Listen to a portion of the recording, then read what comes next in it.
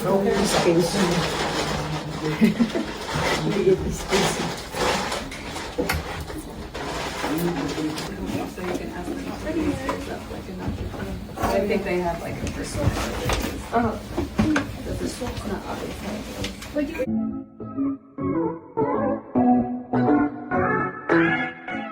Ngayon na nga ang araw na pinakahihintay ni Madam Jinky at Manny Pacquiao para sa anak nila na si Queenie. Dahil ngayong araw ay moving in nitong si Queenie. Dala na lahat ng gamit at iaayos na mag-asawang Pacquiao. Sa Loyola University, Chicago rin siya magdo-dorm. Kaya naman kasama rin ang kanyang mga magulang para tumulong sa kanyang paglilipat. Panoorin at kung hindi pa nakasubscribe, don't forget to click subscribe and hit the notification bell to keep you updated.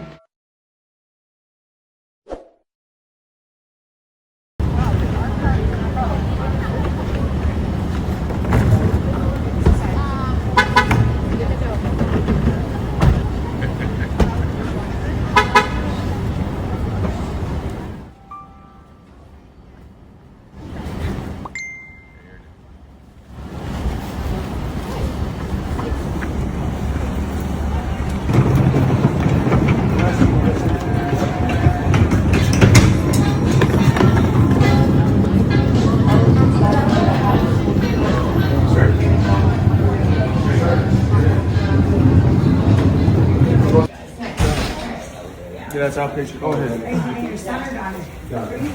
From where? Suburbs. Yeah, suburbs. There's ready to grab food. Yes. This is the house. Do you have phone number as well? What do you want? Make sure I bring the tape. Anybody have any food today? Alright, what's the room number? 440. Sabi nga ni Madam Jinky, next chapter, the story gets better. So proud of you. Raise her with roots to remember and wings to soar. Kasalukuyan ngang nagbubuhat si Manny Pacquiao ng mga gamit ng kanyang anak na si Queenie. Talaga namang napaka-humble ni Sir Manny Pacquiao dahil kahit na sikat at maraming pwedeng gumawa nito para sa kanya, siya mismo ay nagbubuhat. Talagang napaka-humble ng ating boxing champion. Marami nga natutuwa sa mag-asawang Pacquiao dahil they are both such hands-on parents. Regardless of their status in life, their children are truly blessed to have such loving, supportive, and dedicated parents. Sila ay buhay normal family despite the huge wealth, God-driven family. Isa-isa ngang inayos ni Madam Jinky ang mga gamit ng anak na si Queenie. Inalis niya ito sa mga bag at inihanger isa-isa sa lagayan nito sa dorm. Napakasimple lang ni Madam Jinky, sanay na sanay sa mga ganitong gawain. Kahit alam naman niya na may pwedeng gumawa nito para sa kanilang mag-anak. Pero mas gusto nila na maging hands-on para sa anak nang sa gayon alam nila kung ano ang mga kulang at mga kailangan pa ni Queenie. Dahil mamumuhay ito mag-isa sa dorm habang siya ay nag-aaral.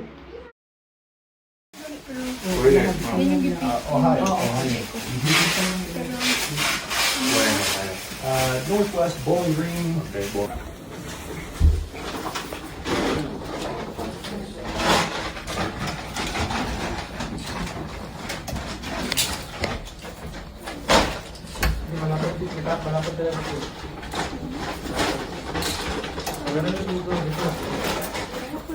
Okay, space. Liit space. Habang busy naman si Madam Jinky sa pag-aayos ng mga damit ng anak na si Queenie, si Sir Manny Pacquiao naman ay busy naman sa pag-aayos ng kanyang higaan dahil minimake sure ni Sir Manny Pacquiao na maayos ang tutulugan ng kanyang anak.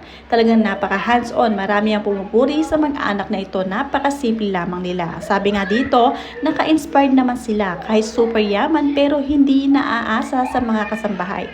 Know din nila how to fix their clothes, nakakatuwa. The parents are very supportive and it's good. Mommy Jinky and Senator Manny give Queenie the chance to explore. I love this family. The ladies are so humble. Mula yan sa isang tagahanga ng Pacquiao family.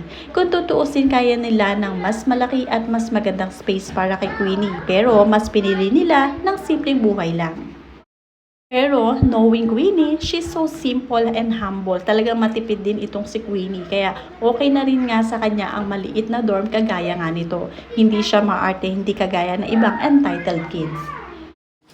So you can ask them how many years up, like enough for them. I think they have like a personal charger. The soap's not obvious. But you can use some of the time because it's You like,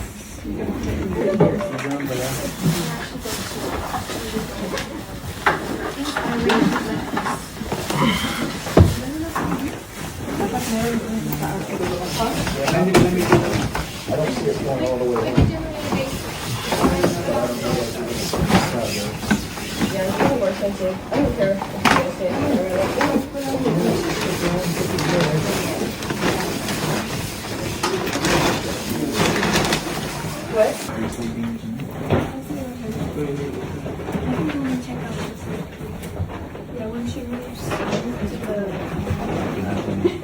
she'll stay. I'll stay here. Tingnan mo na.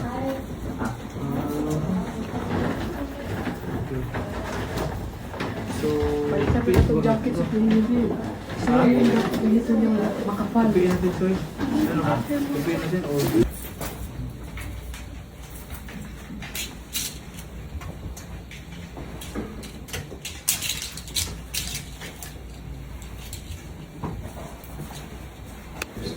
Like you're by yourself at your door.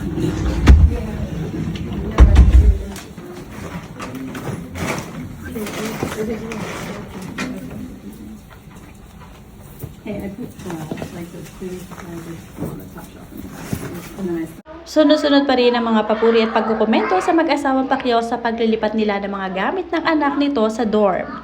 Sabi nga dito ni Evelyn Velarde, how admirable, you're setting such a great example for her, guiding her through life's challenges and making memories that will last a lifetime.